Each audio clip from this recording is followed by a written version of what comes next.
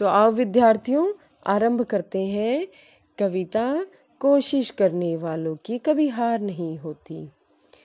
इस कविता के माध्यम से कवि पाठकों में यानी कविता पढ़ने वालों में आशा का संचार करते हुए इस संसार रूपी सागर में हिम्मत साहस से काम लेने के लिए कह रहा है।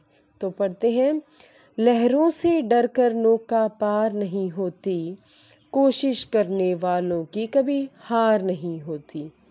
नन्ही चींटी जब दाना लेकर चलती है, चढ़ती दीवारों पर 100 बार फिसलती है। मन का विश्वास रगों में साहस भरता है, चढ़कर गिरना गिरकर चढ़ना न अखरता है। आखिर उसकी मेहनत बेकार नहीं होती, कोशिश करने वालों की कभी हार नहीं होती।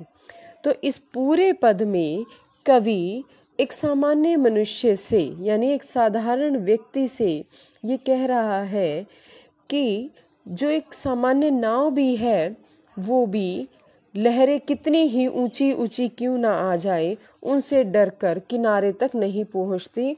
अर्थात प्रयास करते रहने पर हमें अपनी सफलता मिल ही जाती है, हम अपने लक्ष्य को प्राप्त कर ही लेते हैं। वो उदाहरण देते हुए कह रहे हैं कि कैसे एक नन्ही चींटी भी जब दाना लेकर चलती है या किसी दीवार पर चढ़ती है तो वह बार बार गिरती है, किंतु वह अपने परिश्रम को त्यागती नहीं।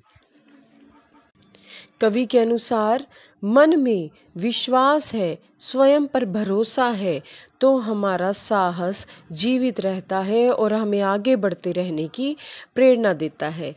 समय समय पर हम किसी कार्य में सफल होते हैं और किसी में असफल। यदि हम उस कार्य में असफल होते हैं तो हमें हार नहीं माननी है। जब तक सफलता न प्राप्त कर लें तो उस कार्य के अडिग रहना है, उस कार्य पर अडिग रहना है, उससे घबराना नहीं है। अंततः हमारी जो मेहनत है वे बेकार नहीं जाती है, व्यर्थ नहीं होती है। इसलिए कवि कहता है कि कोशिश करने वालों की कभी हार नहीं होती। बिल्कुल ये हम जीवन में एक व्यवहार की बात है कि आप जब तक जिस कार्य के लिए मेहनत करते रहते हैं, प्रयास करते रहते हैं, कोशिश करते रहते हैं, आप उस सफलता को कभी ना कभी किसी समय पर पा ही लेते हैं। यदि आप कार्य के लिए प्रयास ही नहीं करेंगे, उसके लिए परिश्रम ही नहीं करेंगे तो आप उस कार्य में कभी भी सफलता प्राप्त नहीं कर पाएंगे। तो इस पूरे पद में कवि का मुख्य तात्पर्य यही है कि हमें हमेशा आशावादी बने रहना है, नकारात्मकता को अपने भीतर नहीं आने देना है, सकारात्मकता जैसे गुणों को अपनाना है।